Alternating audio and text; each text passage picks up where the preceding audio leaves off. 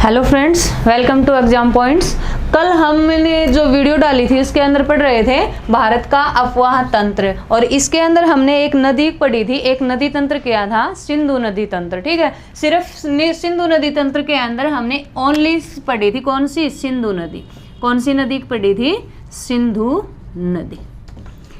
सिंधु नदी का उद्गम कहाँ से है, कहाँ पर ये अपना मुहाना बनाती है, इसकी कंप्लीट सारी बातें पढ़ ली थी। आज हम करेंगे इसी का, यानी कि सिंधु की सहायक नदियाँ। ठीक है, सिंधु नदी की सहायक नदियाँ।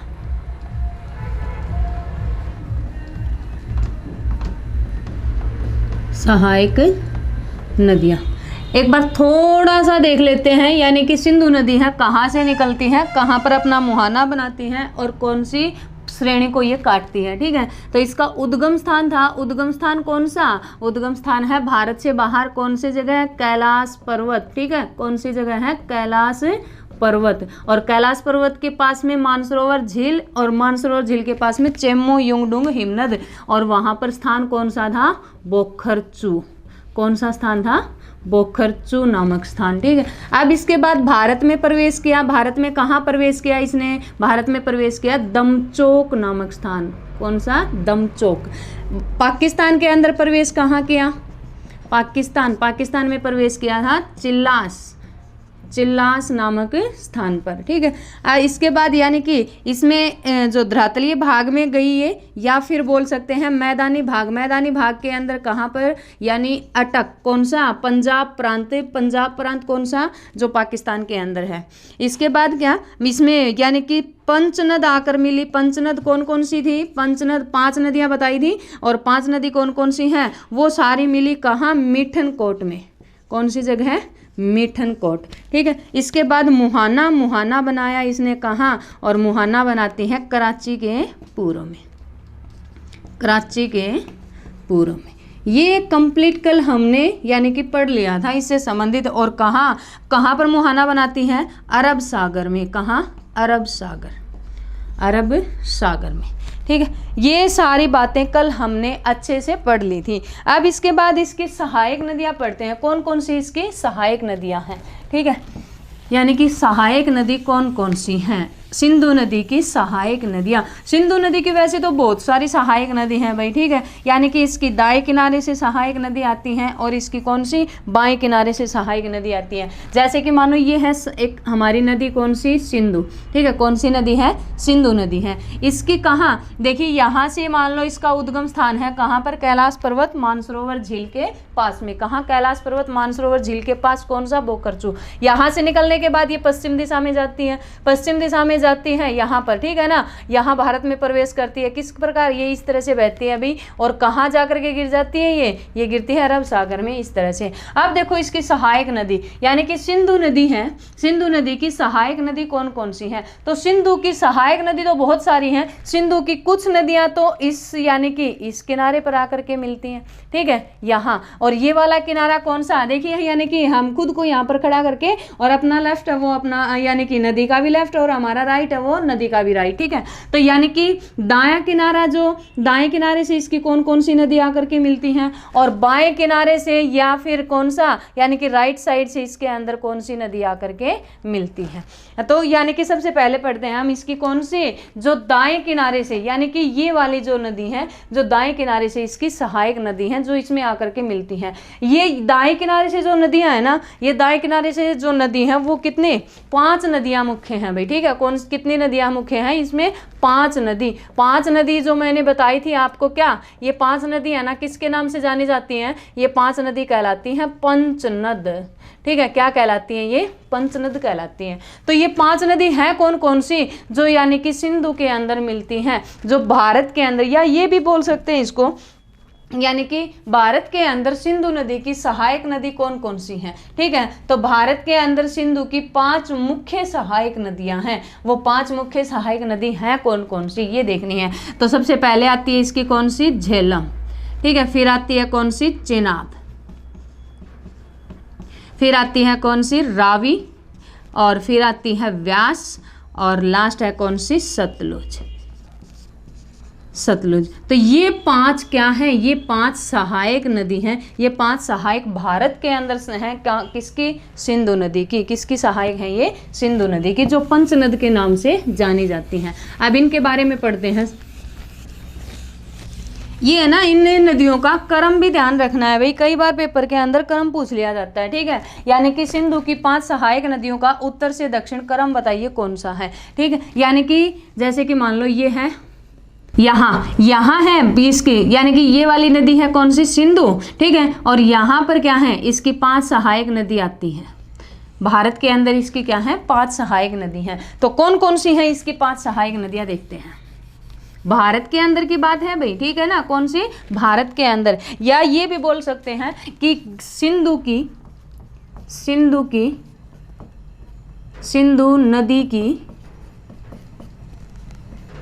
सिंधु नदी की बाएं किनारे से, ठीक है ना, कौन से किनारे से, बाएं किनारे से सहायक नदी, बाएं किनारे से सहायक नदी, सहायक नदी। या तो ये कह सकते हैं इसको, या फिर ये बोल सकते हैं कि सिंधु की मुख्य 5 सहायक नदी, सिंधु की या सिंधु नदी की मुख्य 5 सहायक नदियां, 5 सहायक नदियां। इनका क्रम ध्यान में रखना है। सिंधु की 5 सहायक नदियां कहां से, उत्तर से दक्षिण की ओर, ठीक है। यानी कि उत्तर से दक्षिण की ओर सिंधु की जो 5 सहायक नदियां हैं भारत के अंदर, वो कौन कौन सी हैं। तो सबसे पहले आती है कौन सी, झेलम। कौन सी नदी है, झेलम नदी। दूसरी है कौन सी, चेनाब नदी। तीसरी है रावी नदी।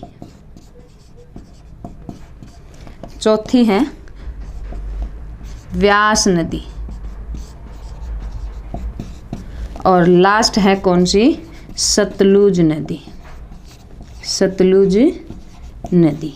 ये 5 सहायक नदियां। या ये भी पूछ सकते हैं, यानी कि भारत के अंदर सिंधु की सहायक नदी कौन कौन सी हैं, ठीक है। या ये पूछ सकते हैं कि सिंधु की यानी कि बाएं किनारे से जो सहायक नदी हैं वो कौन कौन सी हैं। या फिर इनका क्रम पूछ सकते हैं कि सिंधु की सहायक नदियों में उत्तर से दक्षिण की तरफ क्रम बताइए, ठीक है। तो ये 5 नदियों के बारे में आपको अच्छे से ध्यान रखना है, क्रम से याद करनी है, ठीक है। सबसे पहले है कौन सी, झेलम, फिर चिनाब, फिर रावी, व्यास और लास्ट कौन सी आती है, सतलुज नदी। अब देखो झेलम नदी। झेलम नदी कहाँ से निकलती है, झेलम नदी निकलती है यहाँ पर, ठीक है ना। ये वाला एरिया पहले तो जम्मू कश्मीर का था, लेकिन अब ये वाला जो भाग है यहाँ, ठीक है, ये वाला भाग है ना, ये है कश्मीर का। और कश्मीर के अंदर यहाँ एक झील है, ठीक है, और उस झील का नाम है शेषनाग झील। कौन सी झील है यहाँ, शेषनाग झील। और इसी के पास में एक और झील आती है भाई, ठीक है, इसी के पास में है यहाँ पर। और दूसरी झील है ये कौन सी, वेरीनाग, वेरीनाग झील। वैसे तो जम्मू कश्मीर के अंदर बहुत सारी यानी क्या हैं, झीलें हैं, ठीक है। और इनमें से कौन सी झील है, यानी कि एक तो झील है कौन सी, शेषनाग झील, दूसरी कौन सी, वेरीनाग झील। तो झेलम नदी है, झेलम नदी का उद्गम स्थान कहाँ, वेरीनाग झील के पास में। और वेरीनाग झील के पास में कौन सी झील, शेषनाग झील, ठीक है। कौन सी झील है, शेषनाग झील। यहाँ से निकलने के बाद ये नदी किस दिशा में चली जाती है, ये नदी चली जाती है पश्चिम दिशा में, ठीक है। किस दिशा में जाती है, पश्चिम दिशा के अंदर जाती हैं। और ये कहाँ पर, यानी कि ये पश्चिम दिशा में जाती हैं। और कहाँ, ये वाला एरिया है ना यहाँ पर, ये है यानी कि पीओके के अंदर अंतर्गत आता है भाई ये वाला थोड़ा सा एरिया यहाँ पर, ठीक है। और यहाँ है ना, यहाँ ये नदी किस में मिल जाती है, यहाँ पर आकर के ये नदी मिल जाती है चिनाब में, ठीक है। किस में मिलती है, ये चिनाब के अंदर मिल जाती है। और फिर आगे फिर कौन सी नदी, चिनाब नदी जाकर के मिलती है किसके अंदर है, सिंधु नदी के अंदर। तो ये झेलम नदी है। झेलम नदी का उद्गम स्थान की बात करें तो उद्गम स्थान कहाँ आता है, कश्मीर में। कश्मीर में कौन सा स्थान, शेषनाग झील। झील, ठीक है, कौन सा स्थान है, शेषनाग झील। और शेषनाग झील से निकलने के बाद किस में जाकर के मिलती है, ये चिनाब नदी के अंदर जाकर के क्या होती है, ये मिल जाती है, ठीक है, ये ध्यान रखना है। झेलम नदी की लंबाई की बात करें और झेलम नदी की लंबाई आती है इसकी कितनी, यानी 725 किलोमीटर, ठीक है, लंबाई कितनी है इसकी, 725 किलोमीटर। झेलम नदी के किनारे एक शहर बसा हुआ है, कौन सा शहर बसा हुआ है, और इसके किनारे शहर बसा हुआ है श्रीनगर, ठीक है, कौन सा शहर है, श्रीनगर। श्रीनगर को बसाने वाला राजा कौन था, तो श्रीनगर को बसाया था किसने, सम्राट अशोक, ठीक है, किसने बसाया था, सम्राट अशोक ने बसाया था, ये ध्यान रखना है भाई। झेलम नदी का उद्गम स्थान कहाँ, कश्मीर, कश्मीर के अंदर कौन सा, शेषनाग झील। शेषनाग झील से निकलने के बाद ये कहाँ, कौन सी में मिल जाती है, चिनाब नदी में मिलती है। और लंबाई की बात करें तो लंबाई आती है इसकी कितनी, 725 किलोमीटर। और इसके किनारे कौन सा शहर बसा हुआ है, श्रीनगर। और श्रीनगर को बसाने वाला राजा कौन था, सम्राट अशोक थे, ठीक है, ये ध्यान रखना। तो थोड़ा सा इसके बारे में। इसके बाद अगली देखो, अगली नदी आती है कौन सी, चिनाब नदी। कौन सी नदी है, चिनाब नदी। चिनाब नदी का उद्गम स्थान कहाँ पर है, चिनाब नदी है, चिनाब नदी का उद्गम स्थान कहाँ, चिनाब नदी का उद्गम स्थान है हिमाचल प्रदेश में, ठीक है, कहाँ है, हिमाचल प्रदेश। अब यहाँ है ना हिमाचल प्रदेश के अंदर देखिए ये वाला भाग है हिमाचल प्रदेश का यहाँ, और हिमाचल प्रदेश के अंदर यहाँ पर एक दर्रा है और यहाँ एक दर्रा है भाई, ठीक है, यानी कि ये वाला जो दर्रा है इस दर्रे को बोला जाता है बड़ा लाचा दर्रा, बड़ा लाचा दर्रा। और इसी के पास में ये वाला जो दर्रा है इसको बोला जाता है रोहतांग दर्रा, रोहतांग दर्रा, ठीक है। तो जो हमारी चिनाब नदी है, चिनाब नदी कहाँ से निकलती है, चिनाब नदी इस रोहतांग दर्रे से निकलती है। और रोहतांग दर्रे से तो निकलती है लेकिन ये दो सरिताओं के मिलने से बनती है, ठीक है। यहाँ इस रोहतांग दर्रे से है ना दो सरिताएं निकलती हैं, एक सरिता तो कौन सी, चंद्र, ठीक है, और एक है कौन सी, भागा। ये दो सरिताएं निकलती हैं कहाँ, रोहतांग दर्रा। और ये दोनों है ना, ये दोनों सरिताएं कहाँ आकर के, हिमाचल प्रदेश में ही ये वाला भाग और ये वाला भाग है कौन सा, लाहुल घाटी। कौन सा भाग आता है, ये लाहुल घाटी। लाहुल घाटी के अंदर ये दोनों मिल जाती हैं यहाँ, और फिर इनकी क्या है, एक धारा आगे बहती है। और ये एक धारा किसके नाम से जानी जाती है, ये एक धारा कहलाती है चिनाब नदी। क्या कहलाती है, ये चिनाब नदी कहलाती है, ठीक है। तो ये ध्यान रखना है, चिनाब नदी किन दो सरिताओं के मिलने से है, तो चिनाब नदी दो सरिता कौन कौन सी, एक तो चंद्र और दूसरी कौन सी, भागा, ठीक है। कौन सी दो सरिता हैं, चंद्र और भागा, दो सरिताओं के मिलने से बनी। और इसकी यानी कि कहाँ मिली ये दोनों सरिताएं, ये दोनों मिली है लाहुल घाटी में। और फिर इसकी एक धारा क्या कहलाई, चिनाब नदी कहलाई। इसकी लंबाई की बात करें ना चिनाब नदी, और चिनाब नदी की लंबाई आती है कितनी, भारत में इसकी लंबाई है भाई, और भारत में इसकी लंबाई है कितनी, 1080 किलोमीटर। कितनी लंबाई आती है इसकी, 1080 किलोमीटर। इनके ऊपर है ना प्रोजेक्ट बना रखे हैं, परियोजनाएं बना रखी हैं। वो परियोजनाएं अगर मैं यहाँ करवाऊंगी तो सारा मिक्स हो जाएगा, यानी परियोजनाओं से संबंधित हम एक अलग से वीडियो बना देंगे, ठीक है। मैं करवा तो यहाँ पर भी दूंगी लेकिन सारा मतलब क्या है, मिक्स हो जाएगा। इस वजह से मैं इनके बारे में आपको बताऊंगी नहीं कि कौन सी नदी के ऊपर कौन सी परियोजना है। परियोजनाओं से संबंधित हम अलग से एक वीडियो डालेंगे, ठीक है, और उनको बहुत अच्छे से ट्रिक के आधार पर पढ़ेंगे। तो चिनाब नदी दो सरिता चंद्र और भागा, इनसे कहाँ, लाहुल घाटी में एक धारा क्या कहलाई, इनकी चिनाब नदी कहलाई, ठीक है। लंबाई की बात करें तो लंबाई है इसकी कितनी, 1080 किलोमीटर। कितनी लंबाई आती है इसकी, 1080 किलोमीटर है, ठीक है। अब इसके बाद अगली नदी है, अगली नदी कौन सी, रावी नदी, ठीक है। कौन सी नदी है, रावी नदी का भी उद्गम स्थान कहाँ, यहाँ पर ही है भाई, बड़ा लाचा दर्रा, और इसी के समीप में कौन सा, रोहतांग दर्रा।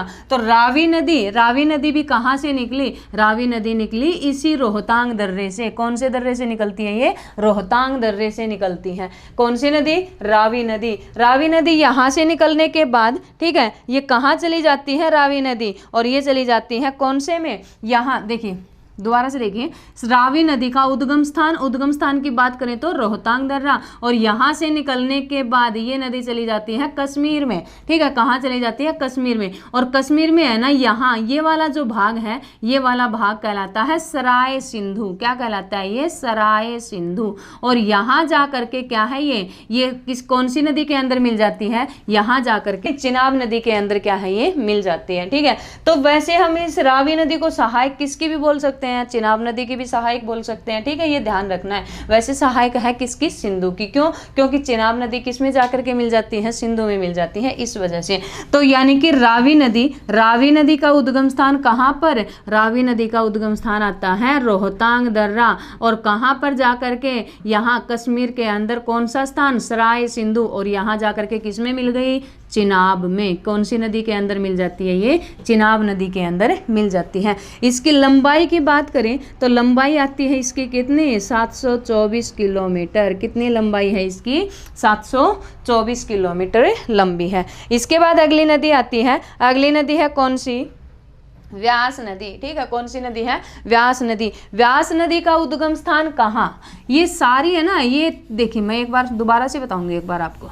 झेलम नदी कहाँ से निकली? झेलम नदी कश्मीर यानी कि जम्मू कश्मीर में। ठीक है, कहाँ पर? कश्मीर के अंदर से। ये 3 नदी है ना, ये तीनों नदी, इन तीनों नदियों का उद्गम स्थान कहाँ पर है? इन तीनों नदियों का उद्गम स्थान आता है हिमाचल प्रदेश। ठीक है, कहाँ है? हिमाचल प्रदेश। और वैसे पर्टिकुलर स्थान यानी कि कौन सा दर्रा ज़्यादा आता है? यही दर्रे की बात ज़्यादा आती है। कौन सा? रोहतांग दर्रा। ठीक है, कौन से दर्रे की बात आती है? रोहतांग दर्रे की। तो ये ध्यान रखना, चिनाब नदी, रावी नदी और व्यास नदी, तीनों नदियां कहाँ से निकलती हैं? तीनों नदियां निकलती हैं हिमाचल प्रदेश से। ठीक है, कहाँ से निकलती हैं? हिमाचल प्रदेश से। झेलम नदी कहाँ से निकलती है? झेलम नदी निकलती है कहाँ पर?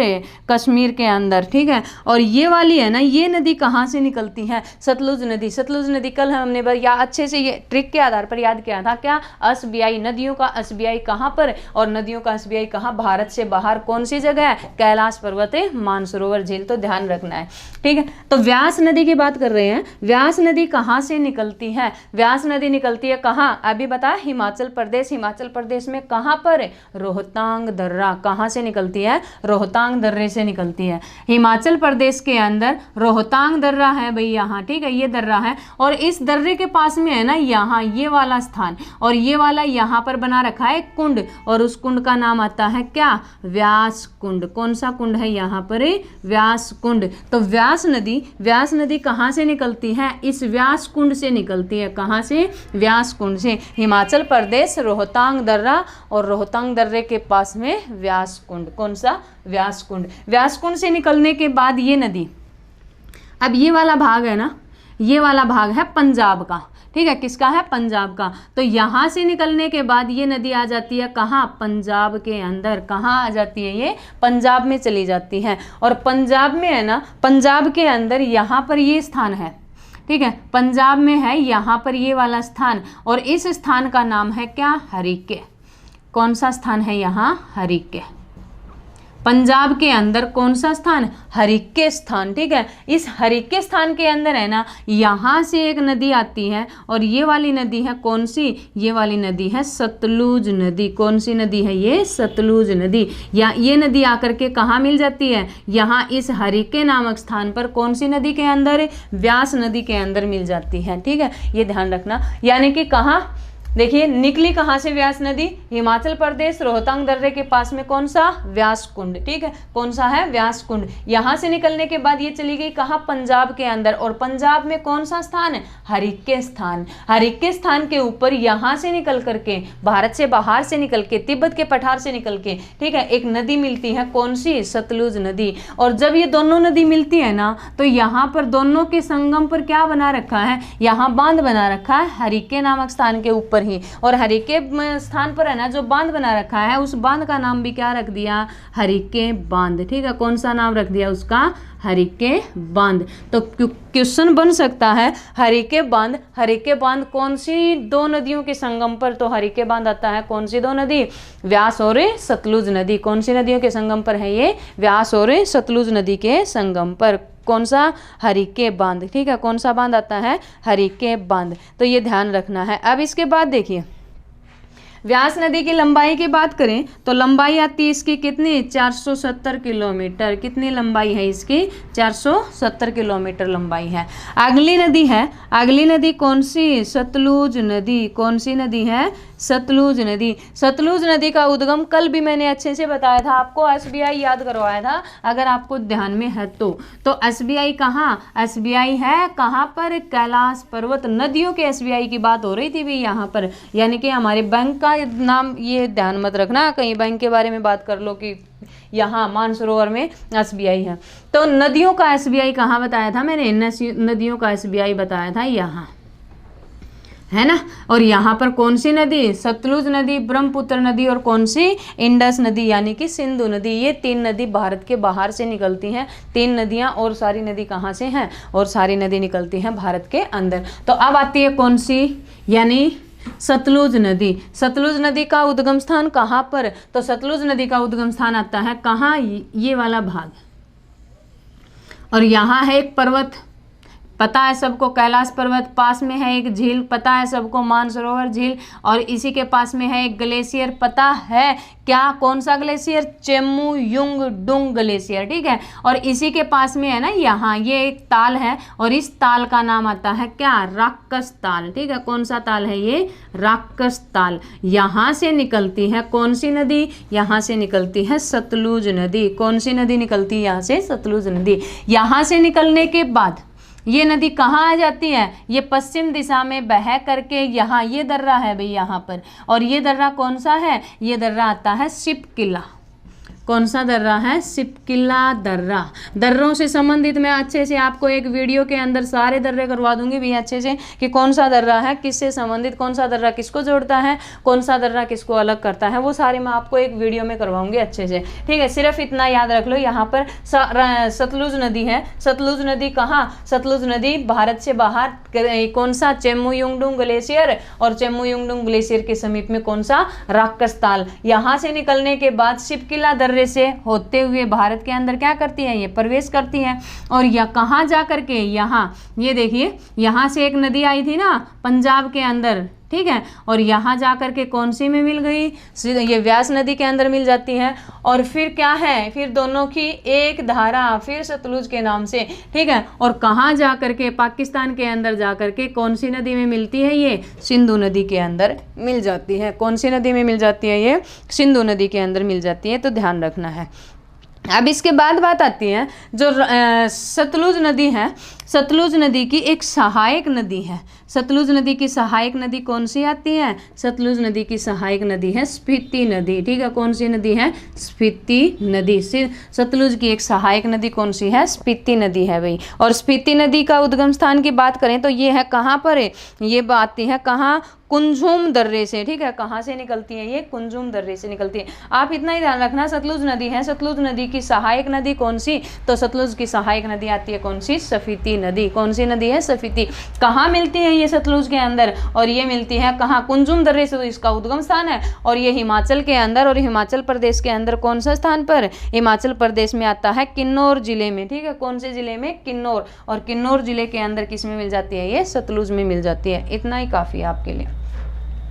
अब इसके बाद है, तो ये थी सतलुज की लंबाई की बात और कर लेते हैं। सतलुज नदी है, सतलुज नदी की लंबाई देखिए, यानी कि यहाँ से ये निकली ना, यहाँ से लेकर के और यहाँ तक, यानी कि सतलुज नदी की कुल लंबाई बताइए, कुल लंबाई कितनी है, तो इसकी कुल लंबाई आती है कितनी, कुल लंबाई है इसकी 1140 किलोमीटर। कितनी लंबाई आती है इसकी, 1140 किलोमीटर। लेकिन भारत के अंदर इसकी लंबाई की बात करें ना, भारत में लंबाई इसकी कितनी है, और भारत में लंबाई है इसकी कितनी, 1050 किलोमीटर, 1050 किलोमीटर। तो ये दोनों ध्यान रखनी है। भारत के अंदर लंबाई सतलुज की 1050, और कुल लंबाई की बात करें तो कुल लंबाई है इसकी कितनी, 1140 किलोमीटर।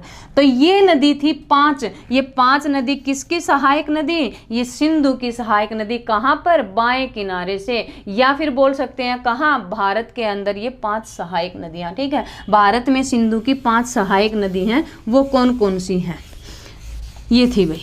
Thank you.